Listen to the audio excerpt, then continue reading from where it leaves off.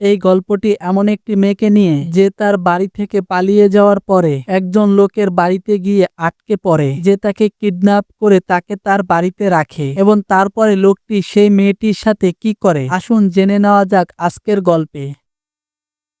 এই গল্পটি শুরু হয় একটি কাপলকে দেখিয়ে, যেখানে মেয়েটির নাম নীলি এবং ছেলেটির নাম নীল। নীলি তার বয়ফ্রেন্ডের সাথে তার বাড়ি থেকে পালিয়ে গিয়েছিল কারণ তার সৎ বাবা তার সাথে দুর্ব্যবহার করতেন। এখন দুইজন লোক জঙ্গলের মধ্য দিয়ে এগিয়ে যাচ্ছে, কিন্তু তারা হাঁটতে হাঁটতে খুব ক্লান্ত হয়ে পড়েছে, তাই তারা একই জঙ্গলে তাঁবু বসানোর সিদ্ধান্ত নিয়েছে। এখন নীলি তার ফোনটা বের করে নেয়, তার মাকে বলবে তারা ভালো আছে কিনা, কিন্তু তখন তার বয়ফ্রেন্ড নীল তাকে তা করতে মানা করে। সে তাকে বলে, তুমি তোমার ফোন অন করলে তোমার বাবা আমাদের লোকেশন সম্পর্কে জানতে পারবে। খাওয়া দাওয়ার পরে তারা তাঁবু লাগাতে শুরু করে। যখন এই লোকরা তাঁবুর ভিতরে ঘুমাচ্ছে, তখন নীলি তার বাবার দুঃস্বপ্ন দেখে, যিনি প্রায় নীলিকে মারধর করতেন। তারপরে নীলি যখন তাঁবুর ভিতর থেকে বেরিয়ে আসে, তখন নীলকে কোথাও খুঁজে পায় না এবং সবচেয়ে খারাপ ব্যাপার ছিল তার ফোনও নীলের কাছে ছিল। এখন সে কিছুই করতে পারছে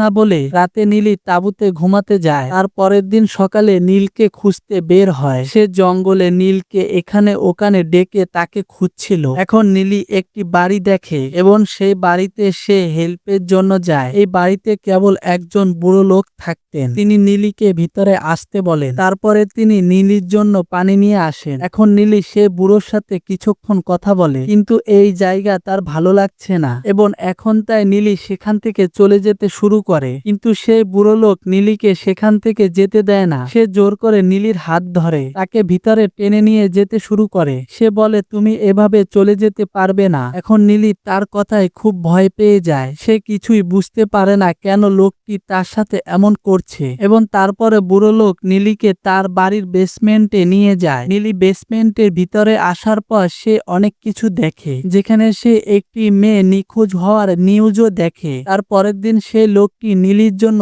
খাবার নিয়ে আসেন। নীলি সেই লোকটিকে তার বয়ফ্রেন্ডের কাছে যাওয়ার কথা বলে। এই কথা শুনে লোকটি রেগে যায় এবং সে উত্তরে বলে যে, আমি তোমাকে আর যেতে দিতে পারবো না। তারপরে নীলি এই লোকটির কথা শুনে কনফিউজ হয়ে পড়ে। সে বুঝতে পারছে না লোকটি আমার কাছে কি চাচ্ছে। আসলে এই লোকটি, যার নাম ইভান, প্রথমে তার একটি মেয়ে ছিল যার নাম ক্যাথরিন। ইভান চেয়েছিল তার মেয়ে স্পোর্টে প্রথম হয়, তার জন্য ক্যাথরিনকে অনেক সাহায্য করে। কিন্তু একদিন ইভানের ওয়াইফ, যিনি ক্যাথরিনের মা, একটি গাড়ি দুর্ঘটনায় মারা যায়। তখন ক্যাথরিন কষ্ট পেয়ে বাড়ি থেকে পালিয়ে যায়, যার পরে ইভানের ব্রেন খারাপ হয়ে যায়। সে খুব বিরক্ত হতে শুরু করে এবং সে কারণে যখন নীলিকে দেখে তখন সে ক্যাথরিন অর্থাৎ তার নিজের মেয়েটি মনে করেছে, কিন্তু এখনো নীলি এটি জানতো না ইভান তাকে ক্যাথরিন মনে করেছে। তারপর একদিন ইভান তার কাছে একটি পার্টি নিয়ে আসে এবং নীলিকে এটির উপর শুয়ে থাকতে বলে। যখন নীলি খুব ভয় পায়, সে এখন তার সাথে কি করবে তা জানতো না, কিন্তু সে কিছুই করে না। ইভান কেবল তাকে এক্সারসাইজ করাচ্ছে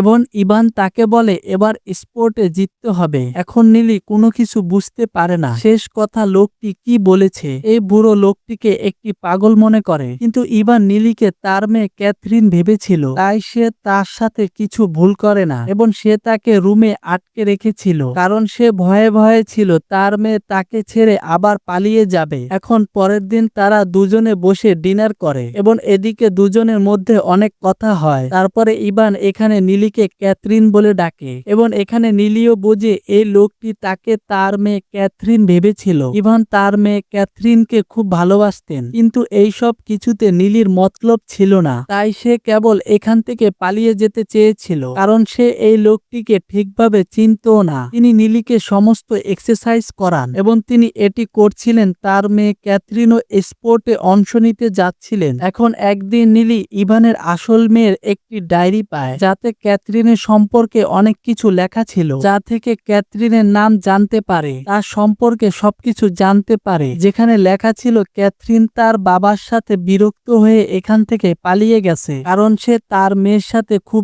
স্ট্রাইট ছিল এবং ইভান তাকে খুব ভালোবাসতো, কিন্তু নীলি এই সমস্ত কিছু জানে না। একদিন যখন ইভান নীলিকে এক্সারসাইজ করাচ্ছিল, তারপরে নীলি তার মাথায় একটি ভারী জিনিস দিয়ে তাকে আক্রমণ করে এবং সে নিচে পড়ে গেলে নীলি তাকে তাকে দড়ি দিয়ে আঘাত করতে শুরু করে। এখন নীলি তার কাছে বাড়ির বাইরে যাওয়ার চাবি চায়, কিন্তু ইভান তার হাত ধরে ফেলে এবং নীলিকে বকাঝকা করে, তুমি তোমার বাবাকে এভাবে মারতে পারলে। এখান থেকে নীলি বের হতে পারেনি, তাই সে এখানে কাঁদতে শুরু করে। কিছুক্ষণ পর নীলি যখন খেতে যায়, সেখানে ইভান খালি শার্টে বসেছিল, যেখানে নীলি মারধর করেছিল। এ কারণে তার শরীরে অনেক দাগ ছিল, কিন্তু ইভান এখনো তার মেয়ের উপরে মোটো রাগ করে না এবং তাই নীলি তাকে সরি বলে। পরের দিন ইভান তাকে মাঠে দৌড়ানোর জন্য নিয়ে যায়। যখন সে প্র্যাকটিস করছিল তখন সে আবার পালানোর চেষ্টা করে। সে তালা ভেঙে পালাতে চেয়েছে, তখন ইভান পিছন থেকে এসে তাকে আবার ধরে ফেলে। সে তার মেয়েকে আবার হারাতে চায়নি, তাই সে নীলিকে জোরে টান দেয়, যার ফলে নীলির হাঁটু ভেঙে যায়। এখন এরপরে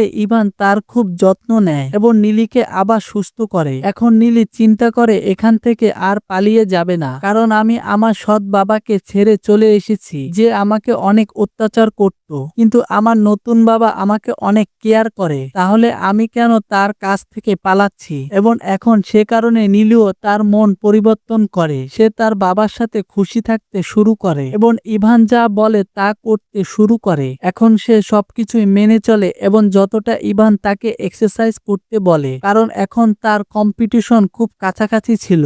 এখন অনেক দিন কেটে গেলে এবং দুই বাবা মেয়ে খুব সুখে একসাথে থাকে এবং এখন নীলিও এখানে খুব ভালো অনুভব করতে শুরু করে। এখন ইভানের মেয়ে অর্থাৎ ক্যাথরিনের বার্থডে আসতে চলেছে, কিন্তু নীলি আসলে এই সম্পর্কে আদৌ জানে না। তারপরে ইভান নীলিকে সারপ্রাইজের কথা বলে। ইভান ক্যাথরিনকে গিফট হিসাবে তার মেয়েকে একটি ফোন গিফট দেয়। নীলি সর্বপ্রথম তার ফোনে নীল এর নাম্বার সেভ করে। এখন অন্যদিকে ইভানকে দেখানো হয়েছে তিনি এখন মার্কেট থেকে বাড়ি ফিরে এসেছেন। বাড়ির বাইরে সে তার আসল মেয়ে অর্থাৎ ক্যাথরিনকে দেখে। যখন সে ক্যাথরিনকে দেখে সে তার প্রতি খুব নর্মাল রিয়াক্ট দেখায়। এতে ক্যাথরিনের খারাপ লাগে। সে ভাবতে শুরু করে, আমি এতদিন পর বাড়িতে এসেছি এবং আমার বাবা মোটেও খুশি না। সুজা বাসায় গিয়ে বলেন, আমাকে জিজ্ঞাসাও করনি আমি ভালো আছি কিনা, আর শেষ পর্যন্ত কোথায় ছিলাম কোথায় থাকতাম। এখন ইভান ক্যাথরিন এবং নীলির মধ্যে কোনো পার্থক্য দেখে না, কারণ তার ব্রেন তাকে পার্থক্য বলে না। সে তার বাবার কথা বুঝতে পারছিল না, সে কারণে সে তার মতো দেখতে ছিল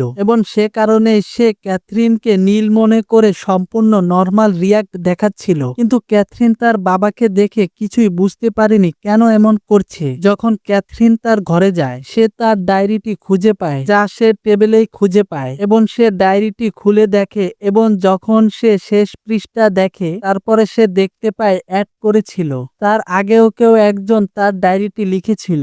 এর মধ্যে নীলি আসে, সে ক্যাথরিনকে বলে, তুমি এসেছো, যদিও আমি ভেবেছি তুমি আর ফিরে আসবে না এবং আজ তোমার জন্মদিন। নীলি তাকে উইশ করে। ক্যাথরিন নীলিকে চিনতে পারে না। ক্যাথরিন তাকে জিজ্ঞাসা করে, তুমি কে এবং এখানে কি হচ্ছে? যার পরে নীলি বলে, আমি এখানে থাকি, আমি তোমার রুমে থাকি, আমি তোমার বেডে শুই এবং এখন আমি তোমার বাবার মেয়ে। এরপরে নীলি তাকে বলে, তোমার মায়ের কার অ্যাক্সিডেন্ট হয়েছিল, তখন তোমার বাবার তোমার সবচেয়ে বেশি প্রয়োজন ছিল এবং তোমার তাকে সমর্থ করা উচিত ছিল, কিন্তু তুমি ছেড়ে চলে গেছো। কিন্তু আমি তা করব না, আমি তাকে ছেড়ে কোথাও যাব না। এবং এখন নীলি একটি ছুরি তুলে ক্যাথরিনের পেটের মধ্যে ঢুকিয়ে দেয়। ক্যাথরিন এখানেই মারা যায়। বাইরে থেকে ইভান তার মেয়েকে ডাকছিল। সে তাকে জিজ্ঞাসা করে ভিতরে সবকিছু ঠিকঠাক চলছে কিনা এবং নীলি তার বাবার কাছে এসে বলে ভিতরে সবকিছু ঠিক আছে। এবং এই সিনেমাটি এখানে শেষ হয়, কারণ বন্ধুরা ইভানের ব্রেন এমন হয়ে গিয়েছিল তিনি দুইটি মেয়ের পার্থক্য বুঝতে পারেনি এবং এটি তার স্ত্রীর দুর্ঘটনায় পরেই ঘটেছে, যখন তার মেয়েও তাকে ছেড়ে চলে গিয়েছিল এবং সে কারণে যখন সে নীলিকে দেখেছিল তখন সে তাকে তার মেয়ে মনে করেছিল এবং এখন নীলির রাস্তায় কেউ নেই। এছাড়াও তিনি সর্বদা ইভানের মেয়ে হয়ে থাকতে চেয়েছিলেন। তাই বন্ধুরা আপনি যদি এই ভিডিওটি শেষ অবধি দেখে থাকেন তবে কমেন্ট করুন এবং জানান এই ভিডিওটি আপনার কেমন লাগলো। আজকের জন্য এতটুকুই, দেখা হবে আমাদের পরবর্তী ভিডিওতে। ধন্যবাদ।